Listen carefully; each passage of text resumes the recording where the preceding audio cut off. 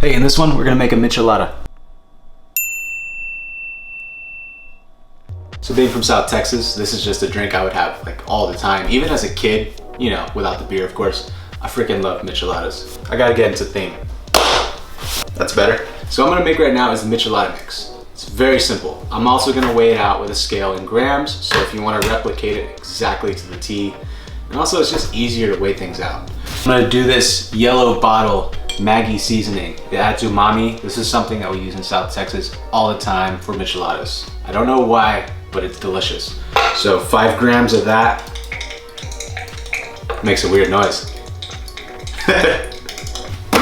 Then my favorite spice of all time, Sumac. I use this on a lot of things. About 5 grams of that.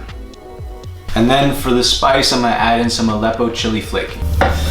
Then just add in the juice of 1 lime. All right guys, now this is the main ingredient. Clamato, the best. I could drink this stuff on its own. But anyways, 220 grams of that, about 1.5 cups. There you have it, Michelada mix done. This is good for about 2 to 3 beers. That's plenty of liquid there. Modelo with the Michelada, it's the best. So I'll just go ahead and pour in about 1/4 cup, 1/2 cup.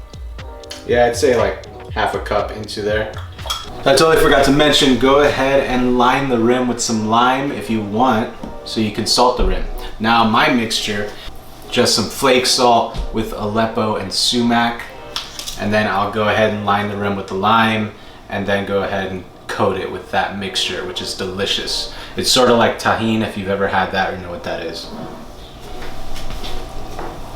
Thank you so much for watching the video. Go ahead and like the video, subscribe if you're new here.